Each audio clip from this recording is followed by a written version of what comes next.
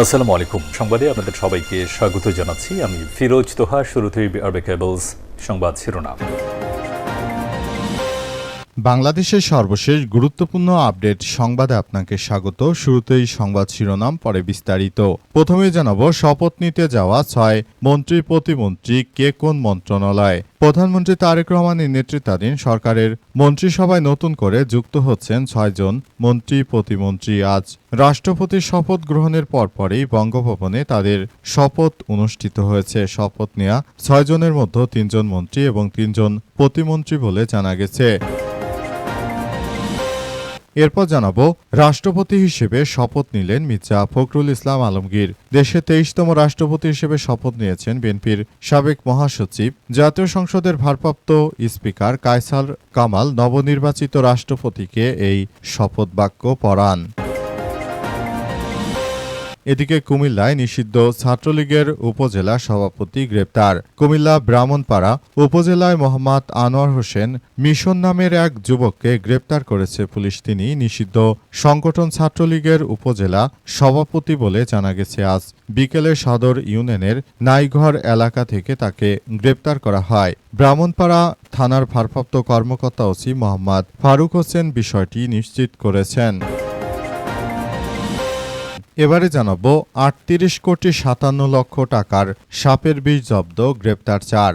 দিনাজপুরের চিরির বন্দরে প্রায় ৩৮ কোটি ৫৭ লক্ষ টাকার মূল্যবান সাপের বিষ জব্দ করেছে বর্ডার গার্ড অব বাংলাদেশ, বিজিবির সদস্যরা এবং র্যাপিড অ্যাকশন ব্যাটালিয়ন র্যাবের যৌথ অভিযানিক দলে। ঘটনায় সংঘবদ্ধ আন্তর্জাতিক চোরাকারবারি চক্রের 4 সদস্যকে গ্রেপ্তার করা হয়েছে। এবং সর্বশেষ জানাবো, বিশ্বকাপ ফাইনালে মারামারির ঘটনায় আর্জেন্টিনার 5 জনকে শাস্তি দিল ফিফা। বিশ্বকাপ ফাইনালে স্পেনের কাছে হারের পর মাঠে সংঘর্ষের ঘটনায় আর্জেন্টিনার 5 সদস্যকে শাস্তি দিয়েছে ফিফা। শাস্তির আওতায় রয়েছে 4 ফুটবলার এবং দলের 1 কর্মকর্তা। পাশাপাশি নিজেদের পরবর্তী 2টি হোম ম্যাচেও অর্ধেক দর্শক নিয়ে খেলতে হবে আর্জেন্টিনাকে। ফিফার সিদ্ধান্ত অনুযায়ী মিডফিল্ডার লিয়ান্দ্রো পারদেসকে 10 ম্যাচের নিষেধাজ্ঞার পাশাপাশি $90,000 জরিমানা করা হয়েছে। ম্যাচের নিষেধাজ্ঞা ও $90,000 জরিমানা। অন্যদিকে থিয়াগো আলমাদা এবং পাবলো মার্তিন গাভিরাকে 1 ম্যাচ করে নিষিদ্ধ করা হয়েছে এবং 2 জনকেই গুনতে হবে $30,000 করে এবং নাহুয়েল মলিনাকে দেওয়া হয়েছে 7 ম্যাচের নিষেধাজ্ঞা এবং $90,000 জরিমানা। প্রিয় দর্শক, এতক্ষণ শুনছিলেন সংবাদ শিরোনাম, এবারে বিস্তারিত। তবে তার আগে বন্ধুরা, অনুরোধ থাকবে এই সংবাদটিতে একটি লাইক দিন। এই চ্যানেলে আপনি নতুন হয়ে থাকলে আমাদের সংবাদটি দেখতে দেখতে চ্যানেলটি সাবস্ক্রাইব করে রাখুন। কমেন্ট করে বন্ধুরা আপনার মূল্যবান মতামত জানিয়ে দিন আপনি বিশ্বের কোন দেশ থেকে বা বাংলাদেশের কোন স্থান থেকে আমাদের সংবাদটি দেখছেন এবং শুনছেন। আর বন্ধুরা, সংবাদটি আপনার সোশ্যাল মিডিয়া ফেসবুকে শেয়ার করে বন্ধুদেরও দেখার সুযোগ করে দিন। গাজা যুদ্ধে আপনি যদি নিরীহ ফিলিস্তিনিদের ভালোবেসে থাকেন বন্ধুরা, কমেন্ট বক্সে কমেন্ট করে পুরো বিশ্ববাসীকে আমাদের এই তাজা আপডেটটি দেখার সুযোগ করে দিন। আর বন্ধুরা, দেখতেই থাকুন আমাদের এই লেটেস্ট আপডেট সংবাদগুলো। এবারে বিস্তারিত। শপথ নিয়েছেন 6 জন মন্ত্রী প্রতিমন্ত্রী, কে কোন মন্ত্রণালয়ে। প্রধানমন্ত্রী তারেক রহমানের নেতৃত্বাধীন সরকারের মন্ত্রিসভায় নতুন করে যুক্ত হয়েছেন 6 মন্ত্রী প্রতিমন্ত্রী। আজ সন্ধ্যায় রাষ্ট্রপতির শপথ গ্রহণের পরপরই বঙ্গভবনে তাদের শপথ অনুষ্ঠিত হয়। শপথ নেওয়া 6 জনের মধ্যে 3 জন মন্ত্রী এবং 3 জন প্রতিমন্ত্রী।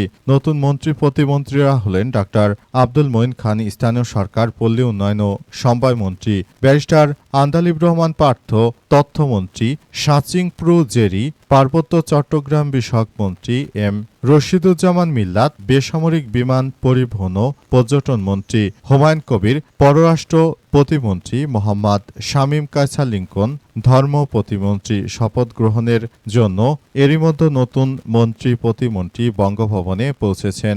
সংশ্লিষ্ট সূত্র থেকে সব তথ্য নিশ্চিত হওয়া গেছে। শুক্রবার সন্ধ্যা 7:30টায় বঙ্গভবনে দরবার হলে নবনির্বাচিত রাষ্ট্রপতি মির্জা ফখরুল ইসলাম আলমগীর শপথ গ্রহণ অনুষ্ঠিত হওয়ার কথা রয়েছে। রাষ্ট্রপতির শপথের পরপরই নতুন মন্ত্রী পরিষদের শপথ পড়ান মির্জা ফখরুল। বঙ্গভবনে একজন দায়িত্বশীল কর্মকর্তা জানান যে রাষ্ট্রপতির শপথ অনুষ্ঠানে 1200 জনের বেশি মানুষকে অতিথি করা হয়েছে এবং তারা যার যার জায়গা থেকে এই পরিস্থিতিতে তারা বিষয়গুলো খুব গুরুত্ব সহকারে দেখছে বলে এমন কথা নিশ্চিত করা হয়েছে। নতুন করে যাদেরকে দায়িত্ব দেওয়া হয়েছে তারা যথাযথভাবে দায়িত্ব পালন করবেন বলে প্রত্যাশা সরকারের। রাষ্ট্রপতি হিসেবে শপথ নিলেন মির্জা ফখরুল ইসলাম আলমগীর। বাংলাদেশের 23তম রাষ্ট্রপতি হিসেবে শপথ নিয়েছেন বিএনপির সাবেক মহাসচিব মির্জা ফখরুল ইসলাম আলমগীর। তিনি পুরো বাংলাদেশটাকে নতুন করে তিনি রাষ্ট্রপতির দায়িত্ব নেওয়ার পরই তিনি বাংলাদেশটাকে খুব সুন্দরভাবে গড়ে তুলবেন সেই প্রত্যাশা সবার। আমরা বিষয়গুলোকে খুবই গুরুত্ব সহকারে দেখভাল করছি। বাংলাদেশটাকে সুন্দর ও সমৃদ্ধির পথে এগিয়ে নিয়ে যেতে হলে অবশ্যই যে ধরনের ভয়াবহ বিপর্যয়কর পরিস্থিতির সৃষ্টি হচ্ছে সেটি আসলে সবার জন্য আরও এক ভয়াবহ বিপর্যয়কর পরিস্থিতি হিসেবে কার্যক্রম শুরু হয়েছে। এটা আসলে কোনোভাবেই বর্তমান রাষ্ট্রপতি শপথ নেওয়ার পর তিনি মূলত দেশটাকে একটি সুন্দর ও সমৃদ্ধির কার্যক্রম তিনি শুরু করবেন সেই প্রত্যাশা সবার।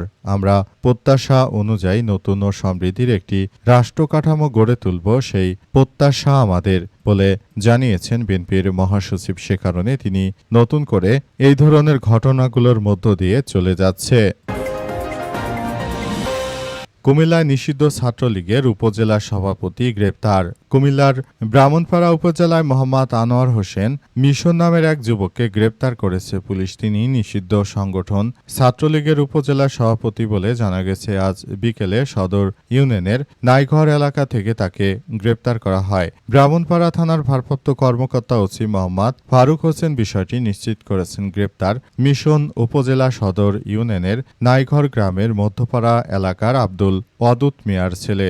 এসি মোহাম্মদ ফারুক হোসেন কালবেলাকে জানান যে নিষিদ্ধ ছাত্রলীগ নেতা আনোয়ার হোসেন মিশনের বিরুদ্ধে গ্রেপ্তারি পরোয়ানা হয়। তিনি মিছিলের অভিযোগে একটি মামলা রয়েছে তার বিরুদ্ধে। তাকে দীর্ঘদিন ধরে পুলিশের সদস্যরা খুঁজে বেড়াচ্ছিল। অবশেষে তাকে পাওয়া যাওয়ার পরই পুলিশের সদস্যরা তাকে গ্রেপ্তার করেছে। তিনি যাতে করে পালাতে না পারেন সেই ব্যাপারগুলো খুব গুরুত্ব সহকারে দেখা হচ্ছে এবং আরও বলা হয়েছে যাতে করে তিনি আসলে কোনোভাবেই পালিয়ে যেতে না পারেন সেই বিষয়গুলোকে খুব সুন্দরভাবে দেখভাল করার কথা আসলে জানানো হচ্ছে এবং আরও বলা হয়েছে যে এটি থাকুক এবং সবাইকে এই সব বিষয়গুলো নিয়ে খুব সতর্কতার সহিত আসলে কার্যক্রম চালিয়ে যাওয়ার ব্যাপারগুলো নিয়ে বলা হচ্ছে এবং নতুন করে সবকিছু সুন্দরভাবে গড়ে তোলার মধ্য দিয়ে সবাইকে এগিয়ে যেতে হবে যাতে করে দেশের নিষিদ্ধ সংগঠনগুলো এভাবে মিছিল মিটিং করে তারা যেন দেশের মধ্যে কোনো বিশৃঙ্খল পরিস্থিতি সৃষ্টি করতে না পারে সেটি সবাইকে দেখতে হবে। 38 কোটি 57 লক্ষ টাকা সাপের বিষ জব্দ, গ্রেপ্তার 4।